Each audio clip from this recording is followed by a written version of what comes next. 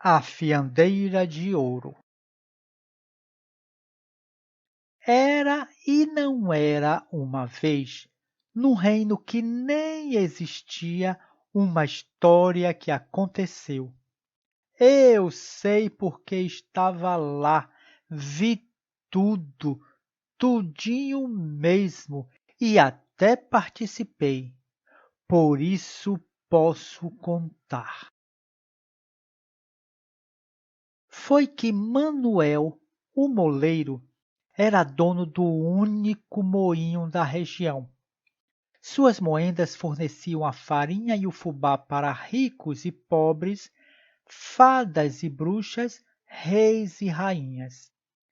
Vivia só com a única filha, a formosa Januária, pois a mulher tinha morrido há muito tempo e ele não voltara a se casar. A moça era o orgulho do pai. Além de linda, era inteligente, esperta, generosa e talentosa, a melhor das fiandeiras.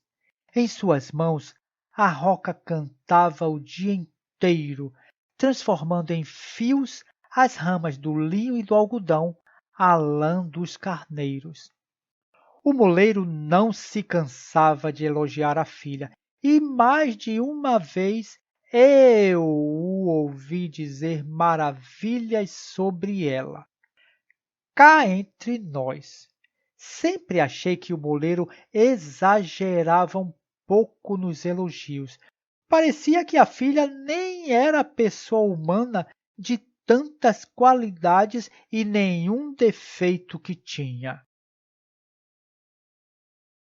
Pois foi num dia de entregar a farinha para a padaria real que a tal história começou. Manuel já tinha terminado de descarregar e recebido o dinheiro.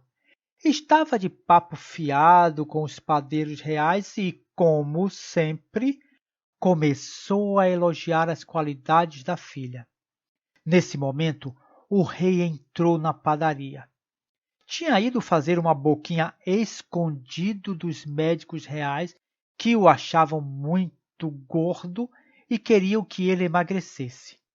Ao ver o rei, Manuel se empolgou. Pois estou dizendo, Januária tem mãos mágicas. É capaz de, em uma ou duas noites, transformar em fios de ouro qualquer monte de palha, por maior que seja. As risadas se misturaram com o cheiro gostoso do pão no forno, mas o moleiro insistiu, teimoso. É verdade, minha filha transforma a palha em ouro. Diante da insistência do homem, o rei decidiu dar um susto nele. Então prove, traga sua filha ao castelo e vamos tirar isso a limpo. Na verdade, o rei estava mesmo era precisando de ouro que eu sei. Os cofres reais estavam se esvaziando, os tempos eram difíceis. De repente, quem sabe? Sua Majestade deve ter pensado. Ao ouvir a ordem do monarca, o moleiro Gabola gelou. Caiu em si e viu a asneira que tinha cometido. Onde já se viu contar essas invencionices na presença do rei? E agora, o que faria? Faria o que tinha de fazer: levar Januária ao castelo. A moça não estava entendendo nada do que acontecia, mas era obediente e acompanhou o pai. Está vendo esta palha seca que enche o quarto? Seu pai jurou que você pode transformá-la em fios de ouro. Então, mãos à obra. Se amanhã de manhã o trabalho não estiver pronto, Você vai ser enforcada e seu pai terá a língua cortada. Foram as palavras do rei. A moça desesperou. Primeiro, porque não tinha responsabilidade pelo que estava acontecendo. Depois, pela própria vida. Era jovem, cheia de esperança, não queria morrer. E também pela língua do pai. Ele falava mais do que a boca, ela sabia, mas era seu pai e a amava. Já pensou ficar sem língua? Como não tinha saída, Januária sentou-se perto da roca num canto do quarto e desandou a chorar. Diante dela, a montanha de palha seca.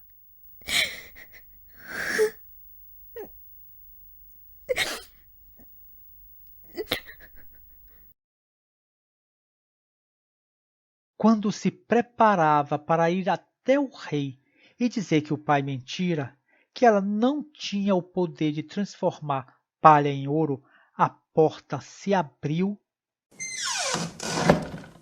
e entrou um estranho anãozinho.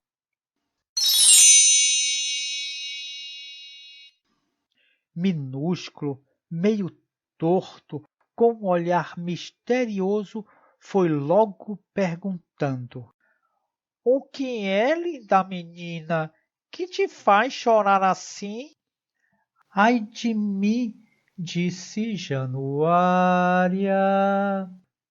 Por vaidade de meu pai, o rei me mandou transformar esta palha em fios de ouro e não sei como fazer isso. Ah, é? E se eu fizer o serviço, o que me dá em troca? O quê? Você pode fazer isso por mim? Mesmo? Se fizer, te dou o meu colar. Olha que lindo! O anão pegou o colar e guardou-o no bolso.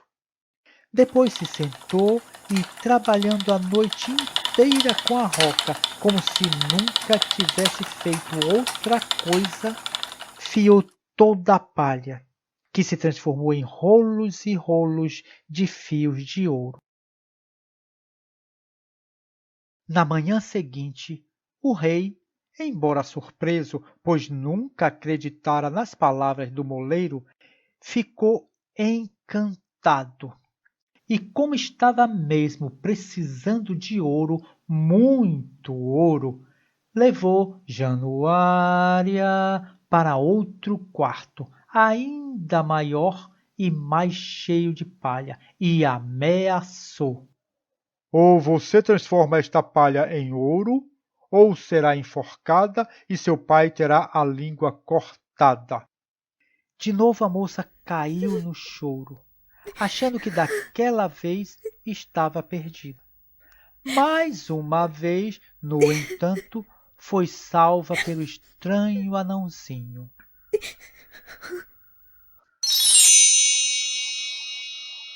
O que me dá se eu cumprir em seu lugar a ordem do rei? O meu anel de brilhantes, veja só, é valioso e te dou de bom grado se você me salvar. Como na noite anterior, o anão se sentou à roca e fiou sem parar. De manhã, um monte ainda maior de fios de ouro aguardava o rei. Quando ele chegou, depois de uma noite de sono e um café da manhã reconfortante, ficou extremamente alegre ao ver o resultado do trabalho de Januária e determinou: aqui está outro quarto. É ainda maior e também está cheio de palha. Se você a transformar em ouro, será feita rainha, minha rainha, com todas as honras da corte. Se não, será enforcada amanhã de manhã. De novo, dois comentários. Primeiro, Não é esquisito o rei ter, no castelo, essa quantidade toda de palha empilhada nos quartos? Segundo, eu estava lá e vi o sorriso cobiçoso e esperto do rei, o medo nos olhos de Januária, ingênua e abandonada pelo pai à própria sorte, pois ele sumiu da história, não sumiu? Um rei que vai casar com a moça ou mandar enforcá-la, tudo isso não parece suspeito? Desta vez, antes de Januária começar a chorar, o anãozinho apareceu.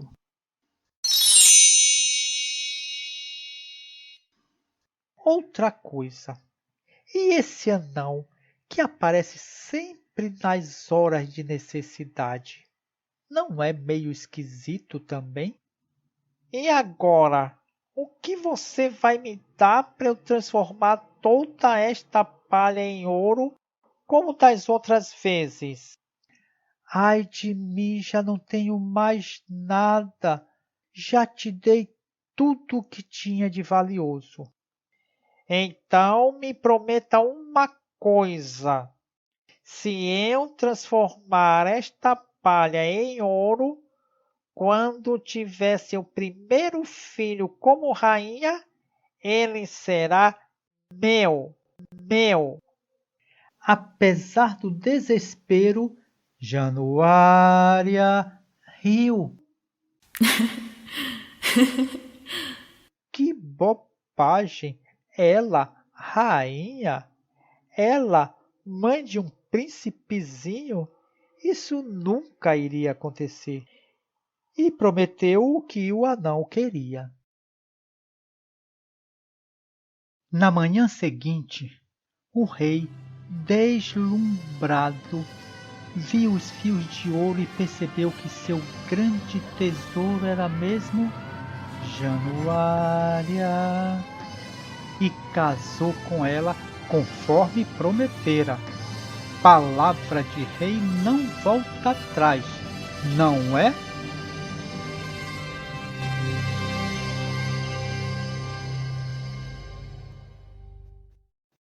Um ano depois, a rainha Januária teve seu primeiro filho.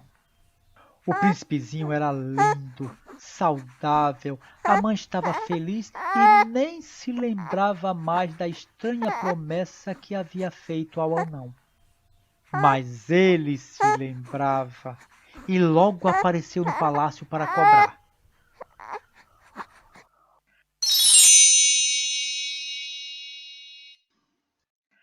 A rainha quase enlouqueceu de susto e de dor.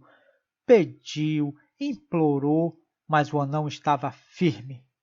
O príncipe bebê, por direito, pertencia a ele. Promessa é dívida, é ou não é? Foi só a rainha começar a chorar que o anão amoleceu um pouquinho. Está bem.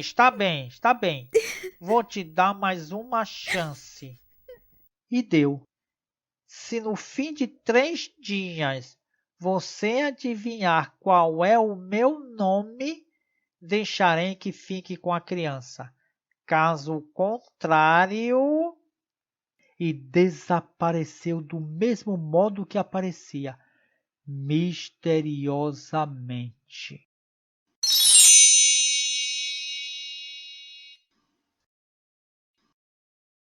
A partir desse momento, o castelo ficou em polvorosa.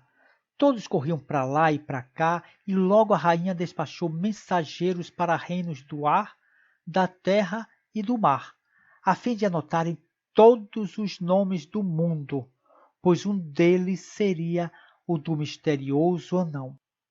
Como eu já disse, eu estava lá e fui um desses mensageiros. Montado num cavalo negro que de dia corria como o pensamento e de noite voava como o vento, fui na direção do reino das brancas montanhas. Distante uma vida inteira porteira do castelo de Januária. Mais um comentário. Você notou que o rei todo-poderoso que fazia e acontecia, casava ou enforcava, também desapareceu? Mistério.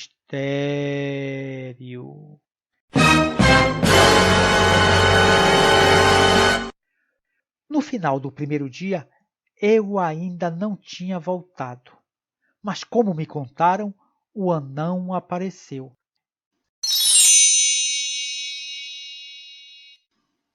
Então, como me chamo? É Henrique? Leonardo? Jeremias? Benjamim? Não, não, não e não.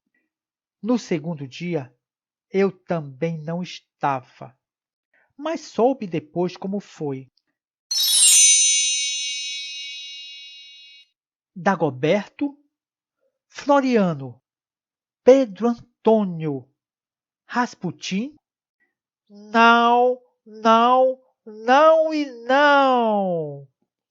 O anão gritava de alegria, antecipando a vitória. Na manhã do terceiro dia, cheguei antes do anão, por obra e graça do cavalo negro que corria mais do que o tempo. Senhora, minha rainha, nenhum nome consegui, mas vi uma cena estranha que passo a vos descrever. Do cimo do Monte dos Feitiços, onde parei para descansar, vi lá embaixo uma cabana coberta de palha e guardada por duas imensas serpentes voadoras. Cheguei perto, disfarçando, espiei pela janela. As serpentes discutiam numa briga feia, nem sentiram o meu cheiro. E vi lá dentro um anão, meio torto, bem pequeno, dançava e cantava assim. Vou ganhar lindo menino, um príncipe só pra mim. Cozinho ele no caldo, bebê, fico lindo enfim. Ganharei lindo menino e muito feliz serei, pois ninguém sabe o meu nome e a ninguém nunca direi. Não me chamo Benedito, nem Adolfo, nem Joaquim. Meu nome é muito bonito, sou o Rumpelstiltskin. Ouvindo isso, a rainha caiu de joelhos aos meus pés agradecendo. Em troca, me deu de presente o cavalo negro que até hoje é meu. Um pouco mais tarde, o anão chegou. Vinha confiante, cheio de si, com ar de vencedor. E então, rainha Januária, descobriu como me chamo? Será Benedito? Expedito? Joaquim? Não, não, não. Anacleto? Valdevinos? Benevides? Serafim? Longe disso, nada assim. Então, esse nome difícil, misterioso, enfim, só pode ser o que penso. Será Rumpelstiltskin? O anão embasbacou. Primeiro ficou vermelho, depois empalideceu. Quando estava quase roxo, deu um grito cavernoso. Sua bruxa feiticeira! E bateu o pé no chão com tanta força que o assoalho se rompeu, a terra se abriu e o engoliu para todo sempre.